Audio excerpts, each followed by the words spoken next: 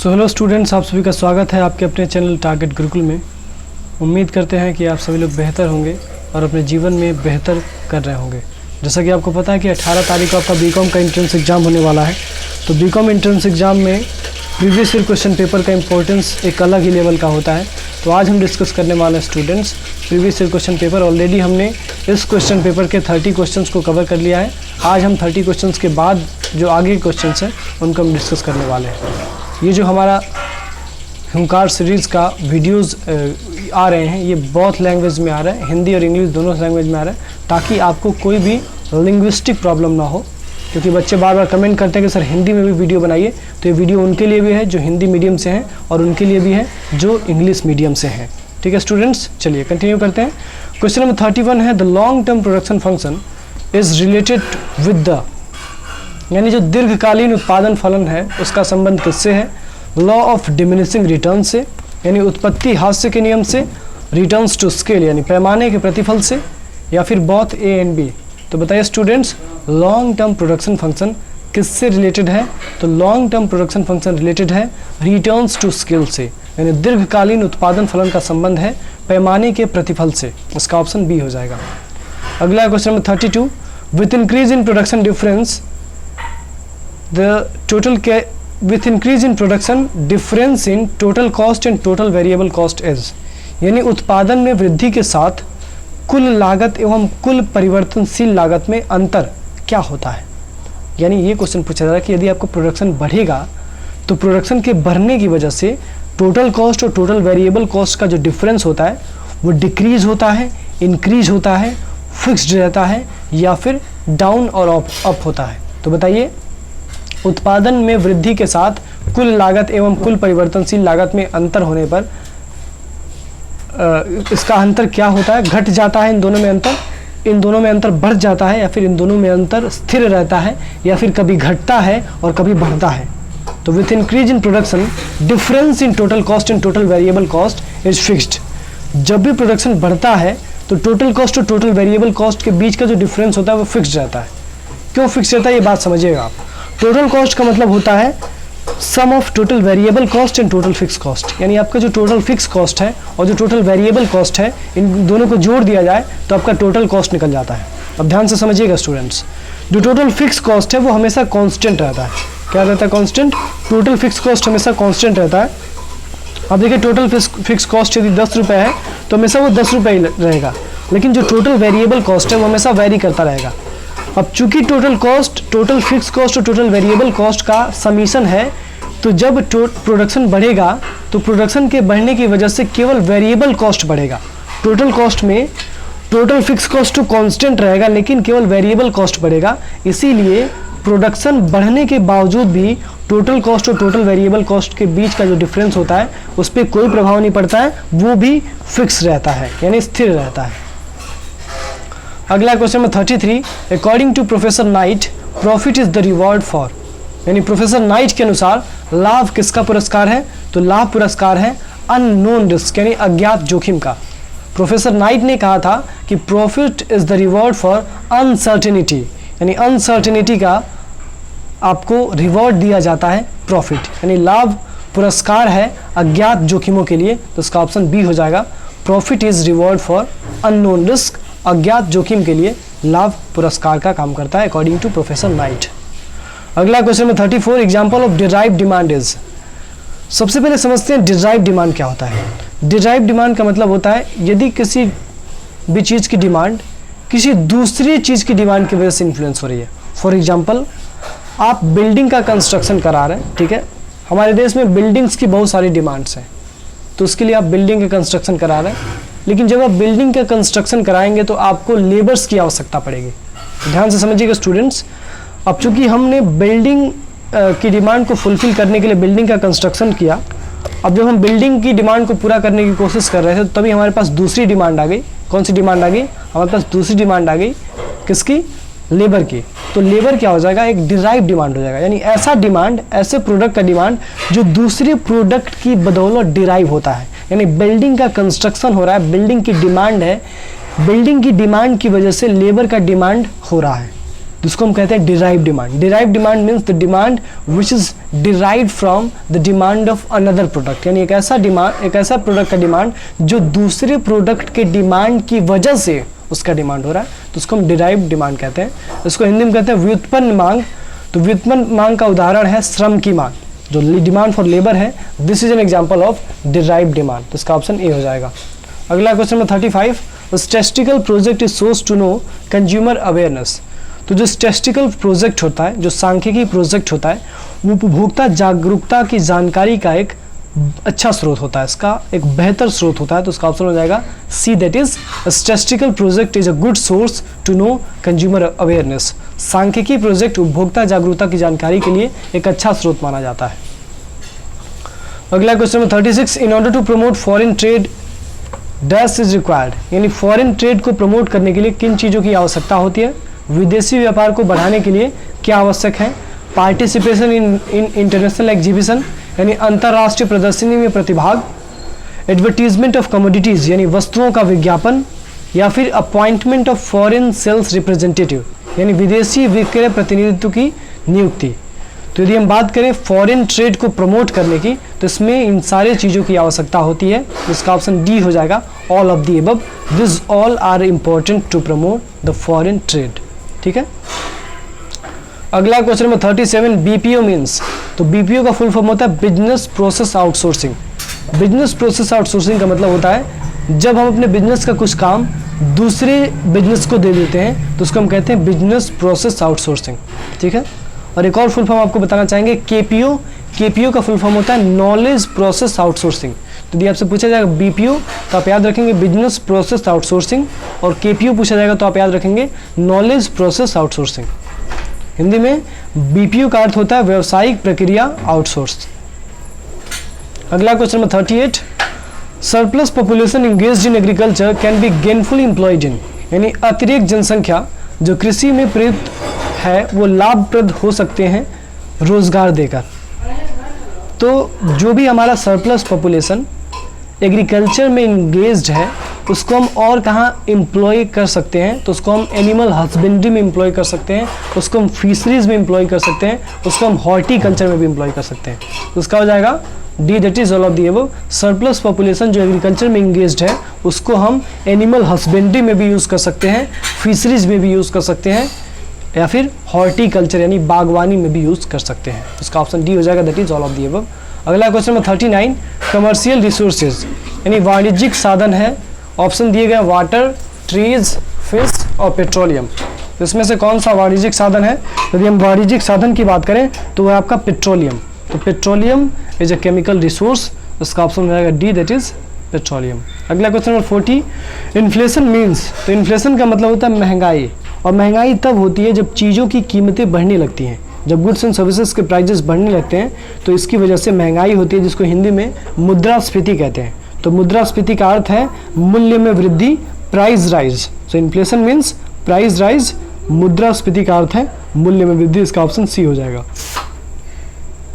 अगला question number 41, promote to reduce unemployment. हमको unemployment यानी बेरोजगारी को कम करने के लिए किसको प्रोत्साहित करने की आवश्यकता है? तो यदि आप चाहते हैं कि आपके देश में बेरोजगारी ना हो, तो आपको स्मॉल इंडस्ट्रीज़ को प्रमोट करना चाहिए। स्मॉल इंडस्ट्रीज़ को यानी छोटे उद्योगों को प्रोत्साहित करना चाहिए। उसका हो जाएगा option D, small industries should be promoted to reduce unemployment. ठीक है। अगला question number 42, bad effect of black money on economy is, यानी काले धन का अर्थव्यवस्था पर पड़ने वाला दुष्प्रभाव है। तो जब भी ब्लैक मनी होता है हमारे देश में, तो ब्लैक मनी की वजह से हमारे देश में फैक्टर्स के बीच में जो डिस्ट्रीब्यूशन होता है, जो हमारे देश में इनकम का डिस्ट्रीब्यूशन होता है, वो अनबैलेंस्ड हो जाता है। तो सबसे बड़ा इम्पैक्ट जो होता है ब्लैक मनी का, वो होता है डिस्ट्रीब्यूशन ऑन फैक्टर्स पे, यानी साधनों के वितरण पे। जब काले धन ज़्यादा मात्रा में इकट्ठा हो जाते हैं हमारे देश में, तो अमीरों के पास तो बहुत पैसा हो जाता है, लेकिन गरीबों के पास कुछ भी नहीं होता है।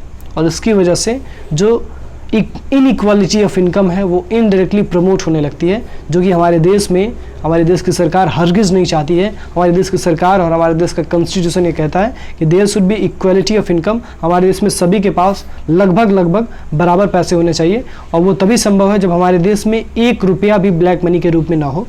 तो ब्लैक मनी का जो सबसे बड़ा इफेक्ट है, बैड इफेक्ट है, वो है डिस्ट्रीब्यूशन ऑन फैक्टर्स पे, यानी साधनों के वितरण पे। इसका ऑप्शन सी हो जाएगा। अगला question number 43, income theory of money is improvement on, यानी मुद्रा के मूल्य का आय सिद्धांत किस पर एक सुधार है। तो जो इनकम थियरी ऑफ मनी है वो क्वांटिटेटिव थियरी ऑफ मनी का इम्प्रूवमेंट है। ठीक है स्टूडेंट, तो इसका ऑप्शन हो जाएगा C, that is income theory of money is the improvement of quantitative theory of money, यानी परिमाण सिद्धांत पर मुद्रा के मूल्य का आय सिद्धांत एक सुधार है। अगला question number 44, census of production method measures, यानी उत्पादन गणना विधि से मापी जाती है। तो उत्पादन गणना विधि से हमारे देश की राष्ट्रीय आय नापी जाती है, हमारे देश का नेशनल इनकम मेजर किया जाता है with the help of census of production method. ठीक है स्टूडेंट, तो इसका ऑप्शन हो जाएगा B, that is with the help of census of production method we measure national economic income of our country. उत्पादन गणना विधि से हमारे देश की राष्ट्रीय आय का मापन होता है।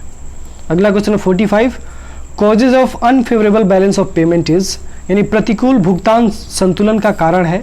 तो प्रतिकूल भुगतान असंतुलन का कारण होता है डीवैल्यूएशन ऑफ मनी। जब हमारे देश की जो करेंसी है जब वो डीवैल्यू हो जाती है, डीवैल्यू का मतलब होता है जब उसकी वैल्यू कम आकी जाती है, तो उसकी वजह से हमारे देश में बैलेंस ऑफ पेमेंट में अनफेवरेबल बैलेंस आ सकता है। ठीक है, तो अनफेवरेबल बैलेंस ऑफ पेमेंट का एक कारण होता है डीवैल्यूएशन ऑफ मनी। उसके तो बहुत सारे वैसे कारण होते हैं, लेकिन उसमें से एक कारण होता है डीवैल्यूएशन ऑफ मनी। तो उसका ऑप्शन हो जाएगा सी, दैट इज मुद्रा का अवमूल्यन। अगला देखते हैं क्वेश्चन नंबर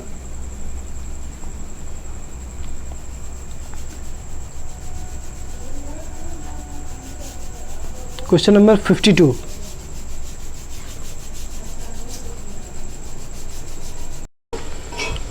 तो स्टूडेंट्स अगला क्वेश्चन है, at first industrial revolution was started in, तो पहली दफ़ा औद्योगिक क्रांति कहाँ प्रारंभ हुई थी। तो सबसे पहले औद्योगिक क्रांति प्रारंभ हुई थी इंग्लैंड में। इंग्लैंड जिसको ब्रिटेन भी कहते हैं, कुछ लोग यूनाइटेड किंगडम के नाम से भी इसको जानते हैं। ठीक है, तो इंडस्ट्रियल रिवॉल्यूशन सबसे पहले इंग्लैंड, ब्रिटेन या फिर यूनाइटेड किंगडम, आप जो भी कहें, यहाँ पे स्टार्ट किया गया था। ठीक है, आगे डिस्कस करते हैं। अगला क्वेश्चन है question number 52, which is not a merit of scientific revolution and technical changes. इसमें से कौन सा scientific revolution and technical changes का मेरिट नहीं है। इसका हो जाएगा C, that is rising of handicraft. हस्तशिल्पों का उदय ये जो है ये वैज्ञानिक क्रांति और तकनीकी परिवर्तन का विशेषता नहीं है, बाकी सारी की सारी विशेषताएं हैं। अगला देखते हैं, अगला क्वेश्चन है, meaning of reimport is, पुनर्निर्यात व्यापार का तात्पर्य है। तो पुनर्निर्यात व्यापार का तात्पर्य होता है इम्पोर्ट फॉर एक्सपोर्ट, यानी आप निर्यात के लिए आयात कर रहे हैं, यानी आप पहले एक्सपोर्ट कर रहे हैं और एक्सपोर्ट करके उन्हीं चीज़ों को इंपोर्ट कर ले रहे हैं, तो उसको हम कहेंगे री इम्पोर्ट। ठीक है,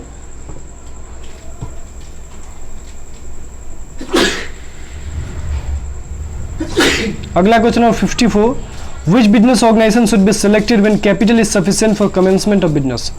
यदि व्यापार प्रारंभ करने के लिए बहुत अधिक पूंजी की आवश्यकता हो तो किस व्यापारिक संगठन का चयन करना चाहिए। तो यदि व्यापार करने के लिए बहुत अधिक पूंजी की आवश्यकता है तो आपको पता है कि सबसे perfect form of business organisation होगा कंपनी ऑर्गेनाइजेशन। तो उसका हो जाएगा सी, दैट इज कंपनी संगठन सबसे बेहतरीन होगा जब आपके व्यापार करने के लिए आपको काफ़ी ज़्यादा पूंजी की आवश्यकता है। उसका ऑप्शन सी हो जाएगा। अगला क्वेश्चन है 55, for the business secrecy aspect most appropriate businesses, यानी व्यावसायिक रहस्यों की गोपनीयता के दृष्टिकोण से सर्वाधिक उपयुक्त होता है। तो व्यावसायिक रहस्यों की गोपनीयता के दृष्टिकोण से सर्वाधिक उपयुक्त होता है एकाकी व्यापार। Sole trade is the perfect for business secrecy aspect. ठीक है, तो इसका हो जाएगा A, that is sole trade, एकाकी व्यापार। अगला question 56, one man control is best in the world if a man is able to control and manage the business said by. एक व्यक्ति का नियंत्रण विश्व में सर्वश्रेष्ठ है यदि वह व्यक्ति इतना बड़ा हो कि व्यवसाय का स्वयं प्रबंध कर सके। ये किसने कहा है? तो इसको कहा गया है विलियम आर बेसेंट के द्वारा। विलियम आर बेसेंट साहब ने कहा था कि one man control is the best in the world if a man is able to control and manage the business. यानी यदि एक व्यक्ति एक व्यवसाय को मैनेज करने के लिए सक्षम है तो उसका कंट्रोल सबसे बेहतरीन कंट्रोल माना जाता है। ठीक है, दुनिया में सबसे बेहतरीन कंट्रोल माना जाता है। अगला question number 57, the relation of principal and agent becomes in, यानी प्रधान एवं अभिकर्ता का संबंध होता है तो प्रधान एवं अभिकर्ता प्रिंसिपल एंड एजेंट का संबंध होता है पार्टनरशिप बिजनेस में। पार्टनरशिप बिजनेस में होता है relation of principal and agent. इसका ऑप्शन बी हो जाएगा पार्टनरशिप।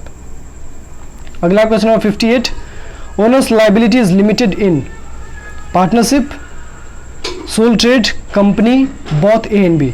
देखिए ओनर्स की जो लाइबिलिटी होती है वो अनलिमिटेड होती है, वो सोल प्रोप्राइटरशिप में भी होती है, वो पार्टनरशिप में भी होती है, और इसके अलावा हिंदू अनडिवाइडेड फैमिली में भी ओनर्स की जो लाइबिलिटी होती है वो अनलिमिटेड होती है, सिवाय को पार्टनर्स के। जो हमारा हिंदू अनडिवाइडेड फैमिली का मेन प्रिंसिपल व्यक्ति होता है वो होता है कर्ता, और कर्ता की भी लाइबिलिटी अनलिमिटेड होती है, लेकिन को पार्टनर्स की लाइबिलिटी लिमिटेड होती है। तो यहाँ पे क्वेश्चन ये पूछा गया है कि ओनर्स की लाइबिलिटी लिमिटेड कहाँ होती है? तो ओनर्स की लाइबिलिटी सोल प्रोप्राइटरशिप में भी अनलिमिटेड होती है और पार्टनरशिप में भी अनलिमिटेड होती है। तो इसका ऑप्शन रहेगा D, that is both A and B. और आप सभी को पता ही होगा कि कंपनी में और कोऑपरेटिव सोसाइटी में ओनर्स की लाइबिलिटी लिमिटेड होती है। ठीक है, तो कंपनी और कोऑपरेटिव सोसाइटी की बात करें तो यहाँ पे ओनर्स की लाइबिलिटी लिमिटेड होती है, लेकिन यदि हम बात करें सोल प्रोप्राइटरशिप की, पार्टनरशिप की और हिंदू अनडिवाइडेड फैमिली की, तो यहाँ पे लाइबिलिटी ओनर्स की अनलिमिटेड होती है। लेकिन हिंदू अनडिवाइडेड फैमिली में को पार्टनर्स की लाइबिलिटी लिमिटेड होती है और कर्ता की लाइबिलिटी अनलिमिटेड होती है। ठीक है, तो अगला क्वेश्चन है students, a minor partner attaining majority he should give a public notice after the time under, यानी एक अवयस्क जो को अवयस्क होने के कितने समय बाद सार्वजनिक घोषणा कर देनी चाहिए।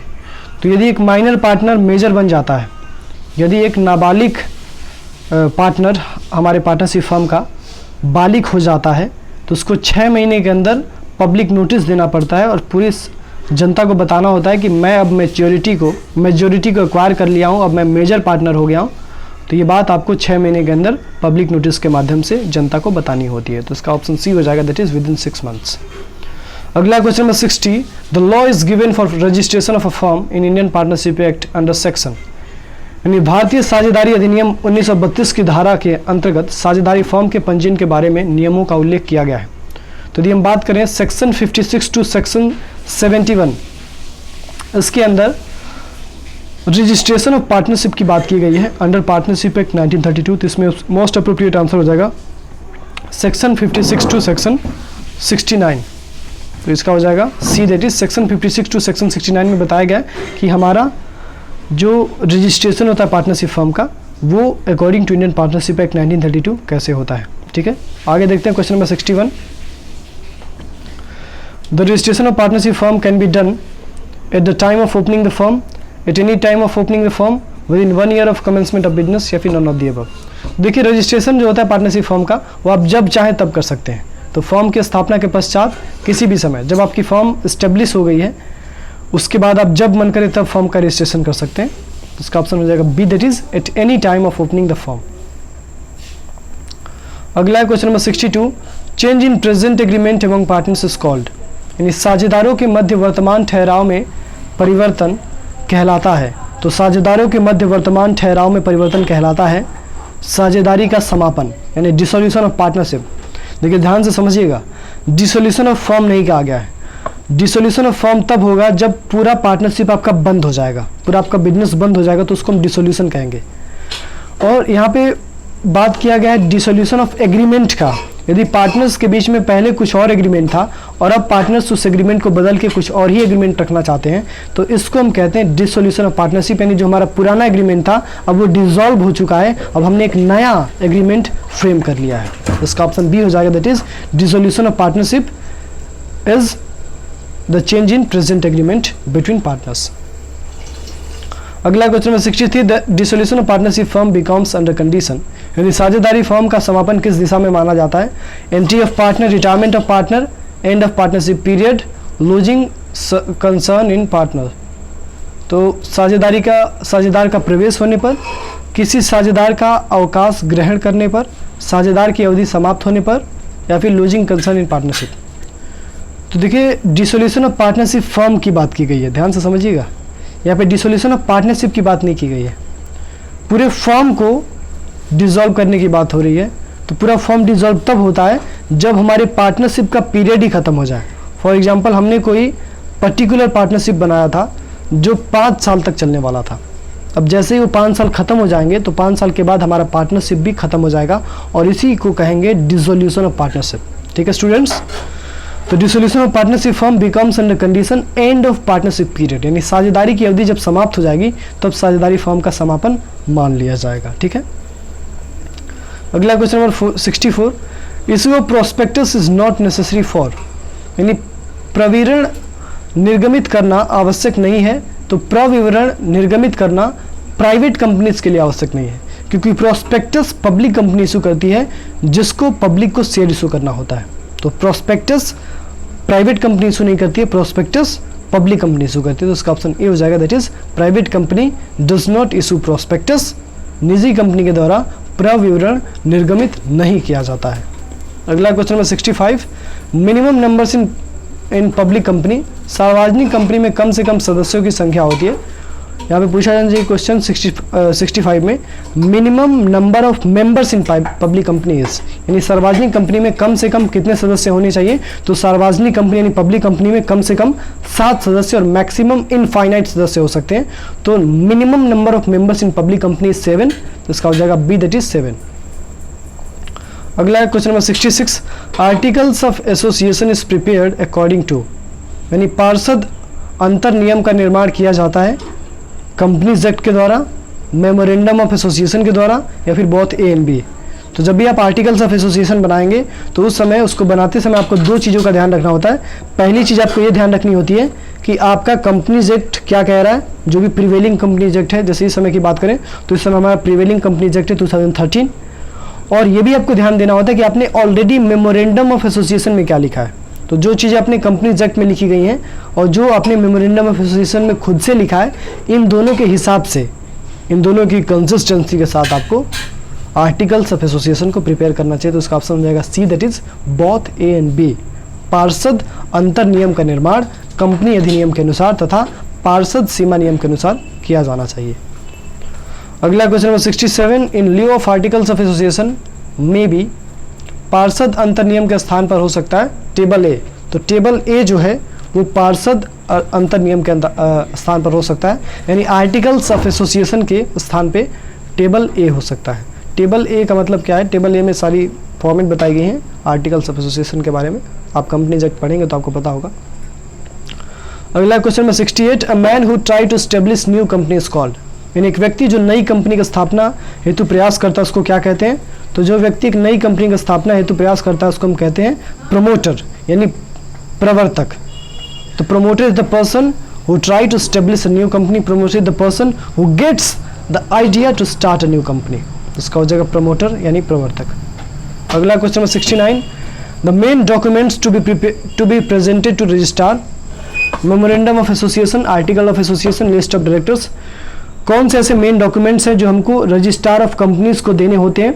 तो यदि हम बात करें डॉक्यूमेंट्स की जो रजिस्ट्रार ऑफ कंपनीज को आपको देने होते हैं तो वो है आपके मेमोरेंडम ऑफ एसोसिएशन, जिसको शॉर्ट में MOA कहते हैं, और आर्टिकल्स ऑफ एसोसिएशन जिसको शॉर्ट में AOA कहते हैं, और लिस्ट ऑफ डायरेक्टर्स। अच्छा, एक क्वेश्चन बन सकता है स्टूडेंट्स कि मेमोरेंडम ऑफ एसोसिएशन किस सेक्शन में डिफाइन किया गया है? तो मेमोरेंडम ऑफ एसोसिएशन को डिफाइन किया गया है सेक्शन 2 क्लॉज 56। सेक्शन 2 क्लॉज 56 में मेमोरेंडम ऑफ एसोसिएशन को डिफाइन किया गया है, और सेक्शन 2 क्लॉज 5 में आर्टिकल्स ऑफ एसोसिएशन को डिफाइन किया गया है। ये भी याद रखिएगा, मोस्ट इंपॉर्टेंट क्वेश्चन है। इसका हो जाएगा रजिस्ट्रार के पास प्रस्तुत किए जाने वाले मुख्य प्रलेख हैं। तो रजिस्ट्रार के पास प्रस्तुत किए जाने वाले मुख्य प्रलेखों में पार्षद सीमा नियम भी आता है, पार्षद अंतर नियम भी आता है, संचालकों की सूची भी आती है, यानी ये सभी आते हैं। अगला question number 70, the minimum number of directors in public company become, तो पब्लिक कंपनी में मिनिमम नंबर ऑफ डायरेक्टर्स कितने होते हैं? तो पब्लिक कंपनी की बात करें तो इसमें कम से कम 3 डायरेक्टर्स होने चाहिए, और यदि हम प्राइवेट कंपनी की बात करें तो इसमें कम से कम कितने 2 डायरेक्टर्स होने चाहिए, और यदि हम 1 पर्सन कंपनी की बात करें तो इसमें कम से कम 1 डायरेक्टर होना चाहिए। यानी 1 पर्सन कंपनी में कम से कम 1 डायरेक्टर, प्राइवेट कंपनी में कम से कम 2 डायरेक्टर्स, और पब्लिक कंपनी में कम से कम 3 डायरेक्टर्स होने चाहिए। ठीक है, हिंदी में देखते हैं। सार्वजनिक कंपनी की दशा में न्यूनतम संचालक होते हैं, तो सार्वजनिक कंपनी की दशा में न्यूनतम संचालक की संख्या होती है 3 यानी 3। There should be at least 3 directors in the case of public company. Private company में 2, 1 पर्सन कंपनी में मिनिमम 1। अगला क्वेश्चन में 71, the maximum number of directors in board of directors in company. यानी कंपनी के संचालक मंडल में संचालकों की अधिकतम संख्या होती है, तो अधिकतम संख्या 15 तक हो सकती है। यानी मिनिमम 2, 3, 1 है, और मैक्सिमम 15 हो सकता है। 15 से ज़्यादा डायरेक्टर्स आप नहीं रख सकते हैं। ठीक है, अगला क्वेश्चन में 72, डिविडेंड इज डिक्लेयर्ड इन। यानी लाभांश घोषित किया जाता है, तो डिविडेंड को डिक्लेयर किया जाता है एनुअल जनरल मीटिंग में, वार्षिक साधारण सभा में। कब डिक्लेयर किया जाता है? वार्षिक साधारण सभा यानी एनुअल जनरल मीटिंग में डिविडेंड को डिक्लेयर किया जाता है। डिविडेंड क्या होता है स्टूडेंट? तो dividend is the nominal part of profit of a company. यानी कंपनी के प्रॉफिट का एक छोटा सा हिस्सा जो शेयर होल्डर को दिया जाता है, उसी को हम डिविडेंड कहते हैं।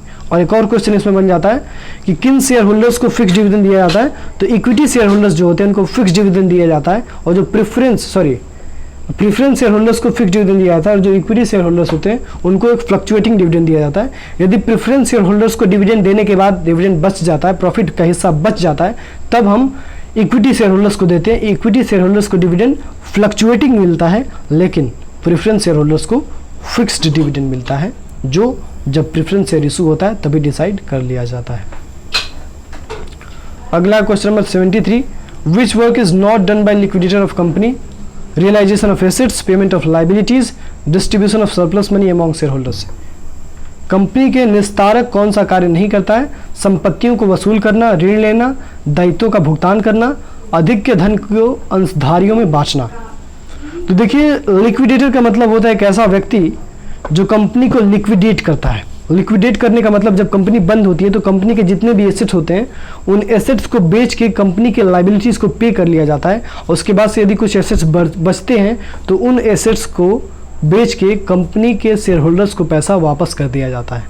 अब शेयर होल्डर को जब पैसा वापस किया जाता है तो सबसे पहले वापस प्रेफरेंस शेयर होल्डर्स को किया जाता है। प्रेफरेंस शेयर होल्डर का रिपेमेंट ऑफ कैपिटल सबसे पहले होता है, एंड देयर आफ्टर यदि पैसा बचता है तो इक्विटी शेयर होल्डर्स को भी दे दिया जाता है।